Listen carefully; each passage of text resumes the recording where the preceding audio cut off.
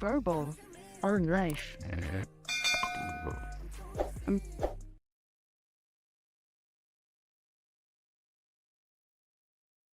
Minister of Canada. I mean, the man is undefeated. So what's gonna happen? Let's check it out. In this episode of Jesse Waters Primetime, we're gonna take a look at what Jesse thinks happened between Trump and the Prime Minister of Canada. It is amazing. In any case, welcome back. I'm here at Verbal on Live. My name is Noel. Been on strike for like the last 90 days and coming back. So hopefully you enjoy the show. And remember, before you go anywhere, give this video a thumbs up. Now let's not hold back. Let's take a look. Every year, celebrities and a few politicians get glammed up for the Met Gala. A-listers in high society get an invite from Anna Wintour, Vogue, and dress their best. This year's dress code, super fine, tailoring black style, $75,000 You know, I never really liked the Met Gala. Like, it really feels like a feminine show, just not intriguing and weird. a ticket, and you never know who you're going to see. This year, there was a surprise guest, Mamala. Harris showed up sporting a silk black and white dress, long scarf, and a pleated skirt. Doesn't she look beautiful? The DNC agreed. Kamala Harris stuns at the Met Gala. She didn't stun alone. Dougie Not So Fresh was her plus one. They skipped the red carpet to avoid the cameras, but they did a photo shoot behind the scenes. What do you notice? Doug's breaking the rules. He's leaning in, like Barack leans into Michelle. Men should never lean. Green lines don't lie. And if you don't know, look it up. And if you lose $2 billion of other people's money, you don't go to the Met Gala for an encore. Democrats are wincing. It doesn't really help the party.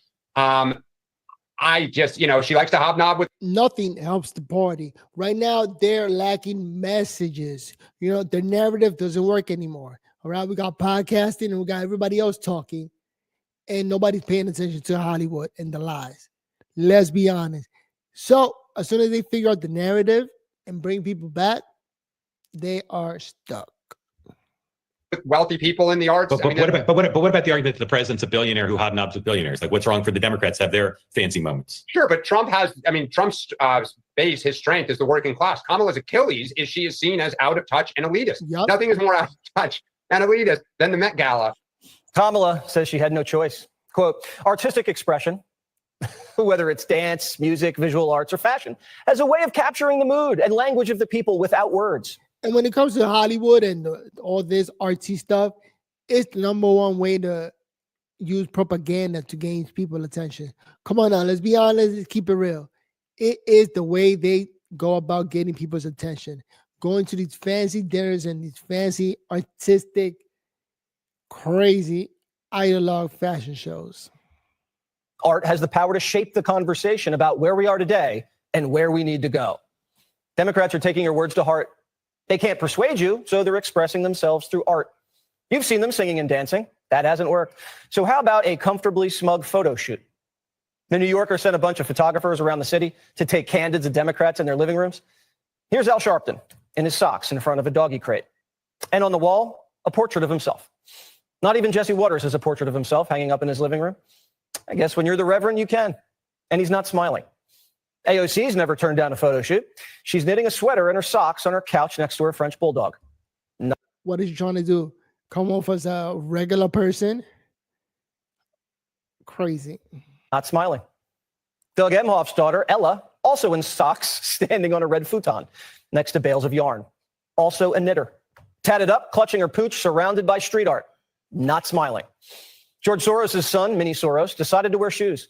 Lounging on a money-colored chair, wearing money-colored clothes, holding hands with Anthony Weiner's ex-wife. Look at that apartment. An amazing apartment with no walls, nothing but windows. Man, it's George Soros' son. The guy's a super-duper billionaire. So what is he doing? Just showing off how much money he got? Look at this guy.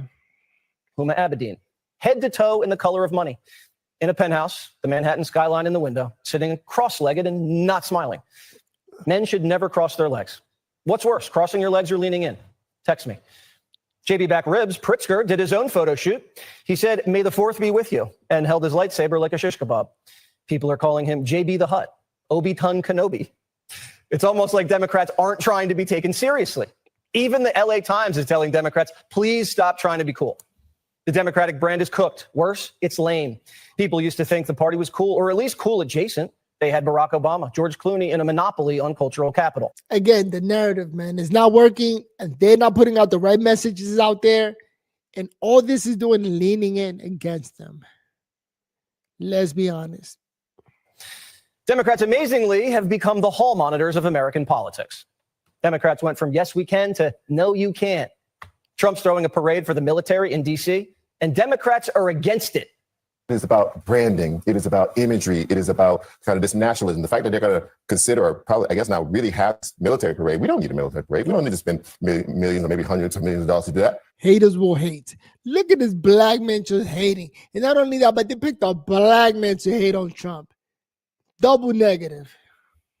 But we want to do it because he has to feed his inner image monster. He said it himself. He wants. How about the people's president doing it for the people? Come on, you guys. This is stupid. Are you guys against the movie maker? Love the military. You cannot be cutting tens of thousands of federal workers at the same time you say we're going to waste money on a military parade. Why is it wasteful? It is wasteful. And every time they open their mouths, all they do is yell. You want me to sit in my seat and stand idly by and allow this craziness to happen? She got to go to jail. You know what? I think they sent in all the black DEI stupid AGs who themselves are committing crime. So I hope she goes to jail. It is what it is. You're going to commit crime and then try to get somebody else to go to jail for the same crime that you committed. That's crazy. I mean, not at the same level as Trump because she don't got that kind of money, but real estate crimes. She did it and then trying to say that Trump did it. You can come after me if you want, but you elected me to stand up. You elected me to use the law. You elected me to go to court. You elected me to continue to challenge this administration. You elected me to stand up for the least of God's children. You elected me to continue fighting on, and I will fight on. Why is she fighting Trump? Like, the guy's the president. He won. That's it. It's over. Let's move on to fight something else, man. And by the way, shout out to, let me see here. Shout out to Paul's Pots and Marine Ornaments. What up, Verbal? Yeah, what's up to you? Thank you for joining us. Over here, back. All my strikes are gone. I had 2 strikes on Verbal on Life. I was scared to death. Thought my channel was going to get canceled. But fear no more. 90 days are up and strikes are gone. All right. Yeah, Democrats are busy covering their asses. But they're not doing it the right way, man. They don't know what the hell they're doing. Everything they do sounds stupid. Everything they want to promote is not a good narrative. It goes up against people, or people goes up against them. All right, let's keep listening. Democrats want to play dress up, take their shoes off, dye their hair, and scream about Trump. In a way, it's easier for them to do that than debate or have an original idea. I'd like to now focus on U.S. citizens who were deported. In fact, 3 children so far, likely more children. One of those children with cancer who was deported without the medication necessary. You see, their parents were deported. All right. The parents were deported, so they took their kids with them. Let's be clear. To address that child's cancer. Again, a U.S. citizen. The specific cases that you're referencing with these children, it was the parents' choice to take their children. And did I follow through on the policy to keep families together? Ma'am, reclaiming my time. I told you at the top of this, ma'am, reclaiming my time. Democrats aren't even trying to solve problems. They're just complaining about how Trump's solving the problems they created. Where is the evidence of the failure of FEMA? Congresswoman, we still have claims open from Hurricane Katrina. We have fire claims that are still unpaid to people who said they were due them 7 to 8 to 10 years old. They have never been paid by FEMA. So one of the worst things that the federal government can do is to stand up in front of the American public and say, we will be there. We will walk alongside you in the most horrible time of your life, and then never follow through on it. The federal government is abdicating its commitment to the American people who find themselves. Certainly under Joe Biden's administration. How does a congresswoman not know FEMA's failed? How does she not know hurricane and fire victims are still waiting for relief? How does she not know? Yes, she got to know this. She must be getting paid to do this and paint her hair purple. What the hell was that? A FEMA worker was skipping homes with Trump signs and got caught and confessed she was ordered to. How does this congresswoman not know that? She doesn't listen. She only hears what she wants to hear. You said you wanted Trump to fight crime and close the border, and he is. That's what it means to be a public servant. You serve the people, and then the people like you. We see that Donald Trump's net approval rating on handling crime is far better now at plus 2 points, the view of term number 2, than we go back to a retrospective approval rating back in March of 2024, in which he was underwater at minus 13 points. So he's doing 15 points better in terms of how people are viewing his handling of crime now than he was doing. People are waking up and they're not just watching television like CNN. They're watching podcasting and they're getting the real news, all right? The facts of what he's really doing, man. Undefeated. Back in March of 2024, public servants are humble. They know they're there to serve the people. Democrats are so caught up in serving themselves, they forgot what their job is. It's not telling people what to do. It's asking, what can I do for you? We lost. We lost the popular vote and we lost the electoral vote. We got crushed. And we need to be humble about that. And we need to have some grace. And we need to understand why. Was it because of the incumbency penalty? Was it because of inflation? Was it because of interest rates? Was it because of immigration? Was it because the woke culture and canceling people for talking? Add that to those reasons why they did it, why they lost. We were too, quote unquote, woke. 6 months since they lost, and they're still navel gazing. In the NFL, teams know why they lost on Monday. They look at the score, watch the tape, read the stats. We couldn't run the ball. We couldn't get to the quarterback. Too many penalties. They figure it out and they prepare for next Sunday. Why is it taking Democrats so long to get it together?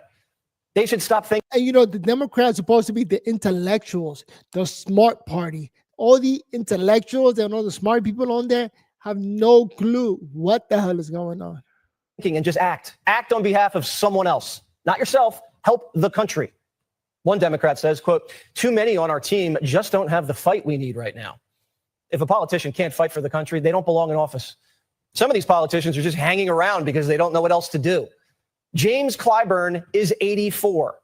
He was asked about stepping down and he said, what do you want me to give? They're too old. They got to move on. Even that lady with the purple hair.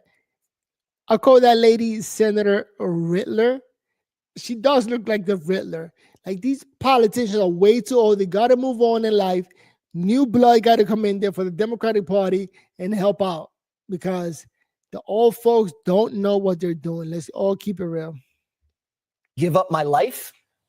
The chauffeurs, the security guards, the 3-day week work, the free gym, the junkets, the fame. It's not about your life, Jim. You're 84. You had a good life. Jim was the fixer that made Biden president and Kamala the nominee. He's done enough. Pelosi and her poor hip are still squeezing as much as they can out of the Capitol. This guy comes along and says he's going to lower prices. He hasn't. He's going to do this. He's going to do that. Pelosi is so old, like retired. She's a multi-millionaire. She got all the money in the world, enough for her and her kids and her kids' kids. Why are you still in politics, man? Move on in life. Pursue something else. Smoke screen. But we have to make sure the public knows what is in their interest. Their kitchen table interest, the cost of healthcare and prescription drugs, the cost of education, the cost of housing, all of it. We have to make sure the public knows what's in their interest. You don't know what's in your own interest until Pelosi tells you.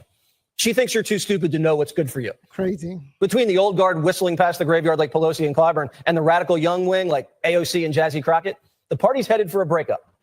In The American Thinker, writer Gene Schwimmer, no relation to David, says, call it what you will, but the Democrats have a problem. The question becomes, can this marriage be saved? Can the Democrat Party stay united under one banner, or is it careening headlong into an irrevocable split? So what are Democrats doing? They're going to therapy. Democrats are flocking to Mount Vernon. Liberal Ezra Klein is going to sit them down on the couch and hold counseling sessions at their annual retreat. Sometimes talking helps. It makes you feel a lot better about yourself. I wrote about this in Get It Together. Still available where books are sold or on Amazon. You have to be able to fix yourself before you start fixing others. Once you fix yourself, you'll become a happier person. Stop screaming, stand up straight, and start wearing shoes. Fox and Friends weekend host Charlie Hurt joins me now. All right, Charlie, pretend you're a Democrat donor and you just donated millions of dollars to Kamala Harris's campaign, and she shows up at the Met Gala. What would you say? I'd be furious. But of course, you can't apply normal logic to these people because it's a big cartel. You asked a great question. Why does like an NFL football team knows what they did wrong Monday morning? And you're exactly right, because they're paid to win. Washington politics is a totally different deal. Everybody is stealing at the trough. There's too much. It's like they're getting paid to lie. And let's keep the lie going so the money keeps coming in. So now with the Doge and Elon Musk and Donald Trump, hopefully they'll put a stop to that for at least the next 3 years. Because, after Trump, who knows what else is coming on. Another Democrat comes on and they're going to keep that lie going and they're going to keep lying. And that's like the name of the game. Lie and get rich off the government. Much money at stake here. And Democrats can't say what went wrong because then they would have to admit everything that they're the problem. And then the only solution is for them to leave. And if they leave, So they walk right. away from billions and trillions of dollars. The only town that doesn't know the difference between $1 billion and $1 trillion. And by the way, when you do go broke, you just start printing more money. And that's why. You know what's crazy? The fact that, again, they don't have a limit. Like, I don't know, regular people, I feel like regular people, I will have a limit. Once I become a multimillionaire, all right, let's just stop and move on in life. You got kids, get them into something. But keep making millions, that's crazy.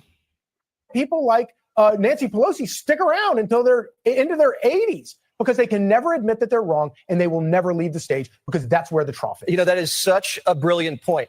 If they're the problem, then they have to leave. Them leaving is the solution.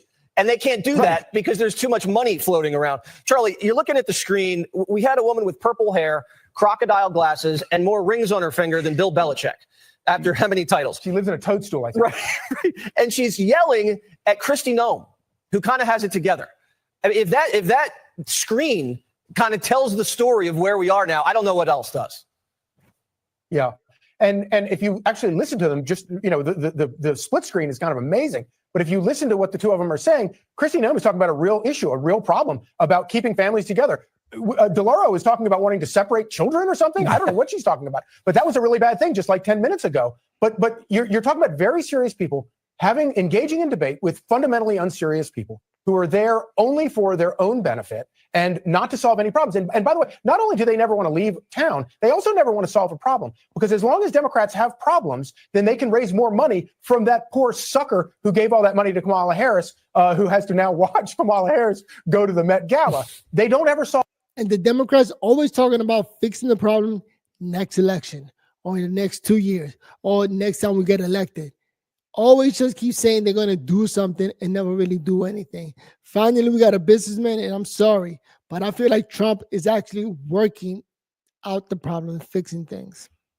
Solve problems because the problems are the golden geese. They keep laying the golden eggs. They keep them in power and allow them to raise all this money. And so they're not interested in solving any problems. And so when somebody like Donald Trump comes along and just says, no, actually, you know what? I want to make these things work. I want to solve these problems. It's like it's a breath of fresh air. We can't even believe it that it's going on in Washington. And he has created this unbelievable movement that is not only going on right now, but I think going forward into the future, he's created an army of Trump agenda supporters that I think are going to be a durable power in Washington for probably for many, many years. You're on fire. Hopefully, man, whoever Trump nominates for the next 4 years after he's done in 2028 is going to be a Trump pick, I bet you.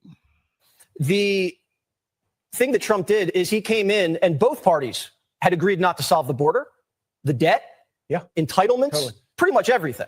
And so he came in and starts fixing things, and it's screwing Washington. It is screwing Washington. And that's why they all hate him, because he's doing the things they campaign on and raise money on, and he's making it look easy. Doge, the border.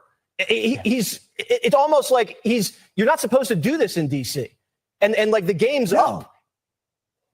And then you wind up not only the leader of the Republican Party, but also the leader of the Democrat Party, because no matter what sensible, intelligent thing Donald Trump says, Democrats are suddenly opposed to it. Oh, cutting waste government, That's another trick that Trump does.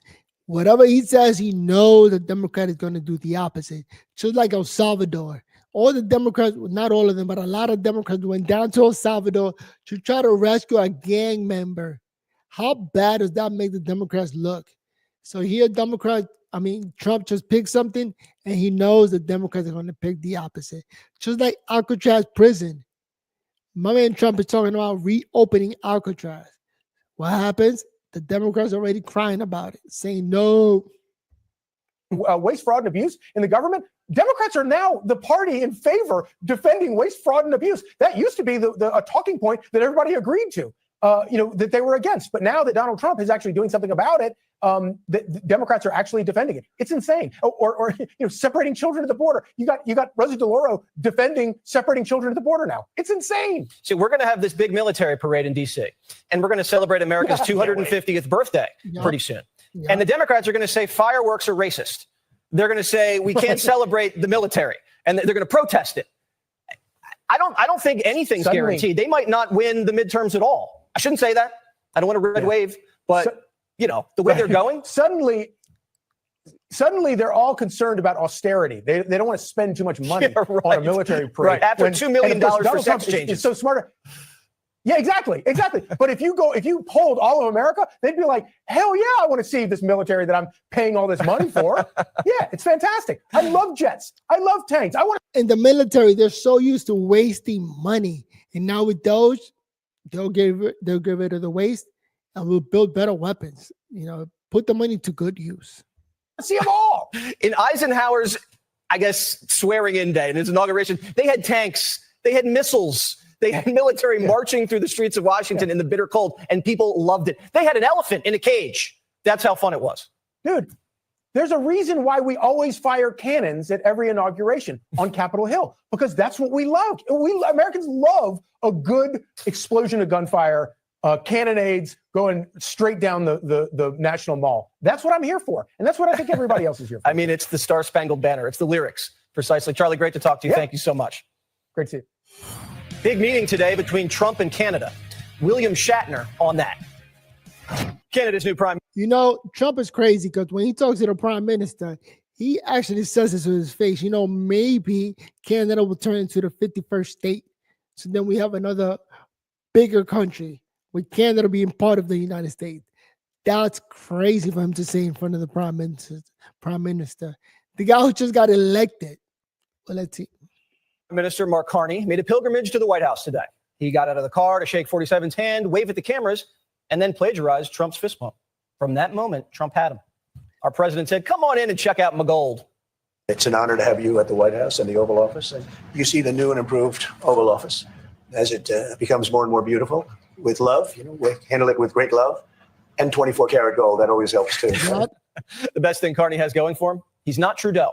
He is a liberal, but he was an underdog who made a stunning comeback to win an election. Trump respects that. His party was losing by a lot, and he ended up winning. So I really want to congratulate him. It was probably one of the greatest comebacks in the history of politics, maybe even greater than mine. Things got off to a good start. Another media narrative bites the dust. They were hyping it up as a second Zelensky. This is very friendly. We're not. This is not going to be like we had another little blow up with somebody else. That was a much different. This is a very friendly conversation. We're friends with Canada, and that's good. But sometimes friends have their own agenda. We want to make our own cars. We don't really want cars from Canada. And we put tariffs on cars from Canada. And at a certain point, it won't make economic sense for Canada to build those cars. And we don't want steel from Canada because we're making our own steel and we're having massive steel plants being built, right? Look at him. He just shaking like, we're screwed. We're not sending anything else to the United States. That's all our money. What the hell is going on? Now, as we speak, we really don't want Canadian steel and we don't want Canadian aluminum and various other things because we want to be able to do it ourselves. The president wants to be self-reliant. Self-reliance has been a key characteristic of the American people since the country was founded. Yep. And the president's sticking to it. Is there anything he could say to you in the course of your meetings with him today that would get you to lift tariffs on Canada? No. Why not? Just the way it is. Carney tried to draw his own line in the sand. He doesn't want to be a governor. As you know from real estate, there are some places that are never for sale. That's true. We're sitting in one right now, Buckingham Palace that you visited as well. That's true. And having met with the owners of Canada over the course of the campaign last several months, it's not for sale, won't be for sale ever.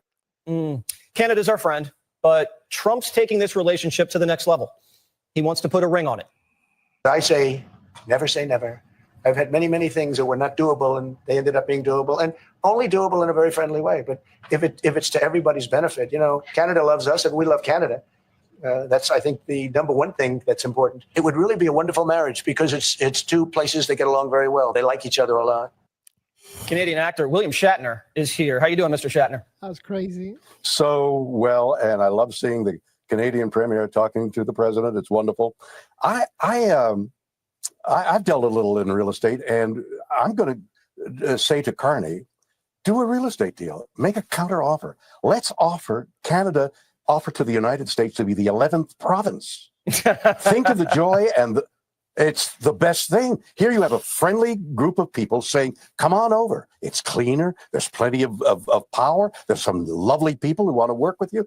Be our 11th province. You know, he should have said that. But no. He should have said that, and that would have brought the House down. Well, of course. I mean, everybody's so serious about what is an unserious offer.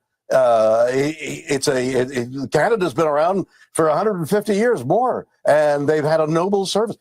Vimy Ridge, Juno Beach, Dieppe, tens of thousands of Canadian soldiers have died in the fight for freedom and making it the world playable for all of us. You can't denigrate that. You can't deny that. Well, no one's denigrating it, but let's just put it to you in a different term. Let me ask you this. Joe Biden proposed to his wife 7 times. 6 no's, but finally Jill said yes.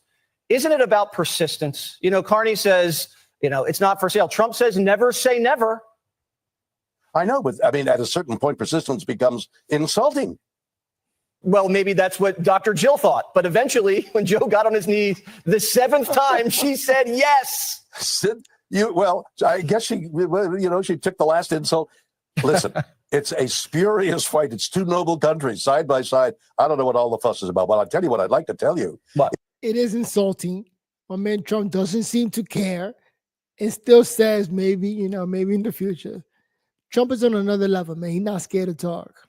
It's something that's going on here in Los Angeles. Is a charity I put on every year for 35 years. I've raised millions of dollars for children and for veterans. And on May 31st, we're having our party. It's a 5-day horse show. And on that Saturday night, we have a great party. We raise lots of money. And I want you to watch the Unexplained. And I'll be in the Seattle area twice in June. Once in concert with Neil deGrasse Tyson in a totally innovative theatrical thing. And then at another event near. Nobody likes LA. Everybody's moving out. Way too expensive. I don't know what he's talking about. But in any case, if you're still watching, remember to hit the like. All right. I'm back on YouTube, trying to get the likes up, trying to get more views. All right, let's finish this up. Seattle at the end of June. And that's really what I wanted to say. The Hollywood Charity Horse Show. We're going to donate. Exactly. Primetime. The question then remains, why go to Mars? It's an interesting question, but I like New Jersey, and I'll be staying here. Great to see you. Check out the Hollywood Charity Horse Show. Thank you, Jesse. All right. A pleasure to talk. Democrats in D.C. say Americans need to hit the streets and fight. And we're starting to see some action. In New Jersey, an angry horde tried to bust up a bunch of illegals out of an ICE detention center. Even the mayor showed up to pick the lock. After that failed, the protest turned into a concert. No fear, no hate, no lies here to say, no fear. Like, why do they work so hard to keep the illegal migrants here? Again, illegal, right? They broke the law just getting in this country. Let them go. You shouldn't be here, period. No hate, no lies here to say. We'll go along each day. Take a stand throughout the land. Let my people say, if you're tired, if you're bored. As long as the Democrats keep supporting this, I don't see them ever winning. Let my people say. In Nashville, a crowd mobbed a bus filled with criminal illegals and demanded ICE open the doors.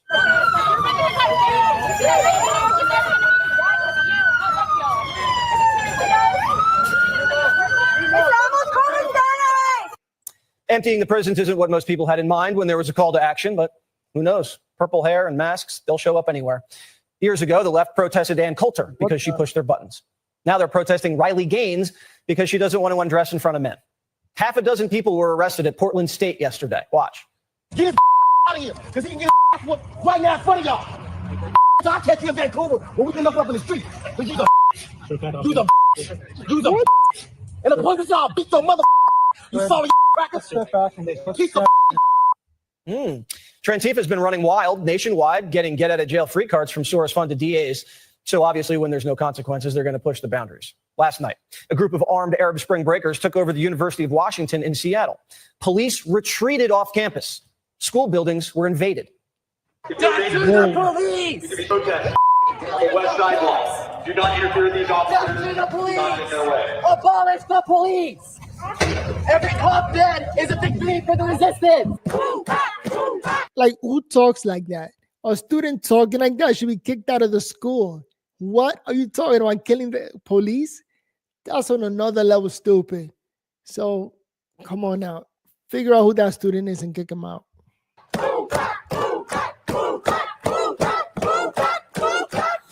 Here's how the media covered the college jihadis, or as they called them, mostly peaceful protesters. Dozens of demonstrators against the war in Gaza took over a building at the University of Washington last night. They also blocked streets and set fire to dumpsters. Now, this is the most visible protest of its kind so far this spring, following dozens of protests on campuses a year ago. Police arrested more than 24 people. Among other things, demonstrators demanded the school break its ties to the Boeing Corporation because of its military contracts. Public News founder Michael Schellenberger joins me now. How you doing, Mike? Yeah, they got to break their ties with the school, man, and do something about it. Because if people don't see things happening, that's what you're going to get. All right, continued chaos. So we got to put a stop to that. Mike? Great to be with you, Jesse. It's interesting. These things are getting a little rowdier after the Tesla terrorism attacks. Are you nervous? Well, you know, when you see how old some of those protesters are, it's not too scary. Certainly the Antifa ones are more scary, but I think it's showing that protests, and often violent protests, are the new comfort zone for the left and for the Democrats. They don't really have much to say. They don't have an agenda that they're advocating. So they keep retreating into these protests that just seem to get more and more violent every time. You know, the other thing I would say about it, Jesse, is that we know from history that when the elites in your society start to identify more and sympathize more with foreigners, that is a very dangerous sign. That's what, you know, the great British historian Toynbee points out as one of the main factors to look for the decline of civilization. So I think the repudiation of that sort of protest is essential. Doesn't look like the Democrats are anywhere close to starting to rethink any major part of their agenda. So what does Toynbee say? Is that this is an indication of the collapse of society when you have marginal groups that become violent and then they align themselves with foreigners? Is this like a traitorous action? Yeah, and it's interesting because, of course, it works at two different levels. On the one hand, it's identifying with the elites of other countries, with the globalized elite class of other countries like in Europe, but it's also identifying and sympathizing more with poor and working people in other countries more than with working people here. I mean, where is the sympathy for the working class Americans that have lost all those good manufacturing jobs over the last 30 years? You know, manufacturing jobs pay on average $107,000 a year. Service sector jobs pay around $37,000 a year. Look at that guy wearing a mask. COVID is over. You know, they should take that off of campuses. Nobody should be able to wear that because they're probably criminals doing crazy stuff. And by the way, yeah, Trump is bringing back manufacturing, so regular people are getting rich. That's what we need. This used to be a left-wing concern, this desire to bring back good jobs with high pay to the United States. It's been completely taken over by Republicans. They've also taken over the free speech issue against the censorship of the left. So, I mean, Jesse, I don't know when it ends, but it just seems to be a downward spiral for Democrats on the left right now. I'm going to go brush up on my Toynbee after the show. Thanks, Mike, for educating me. All right, we're going to finish it off right there. By the way, before you go anywhere, be sure to give this video a like. All right, shout out to those of you who commented below and gave this video a heart. Thank you so much. Shout out to Dale Werner and Paul's Potts and Marine comments. Really, really appreciate it. My name is Noel, over here trying to create a podcast, trying to bring you guys the news and let you guys know what's going on and be different than just regular television shows that are not really giving you guys information. We got to hear both sides and the other sides. And yes, with that said, I'm going to get out of here. I'm going to try to be here every day. So tune in around 9 p.m. on Eastern time. With that said, see you guys in the next video. Peace. Oh, yeah. Again, I repeat, give it a like. Let me get out of here.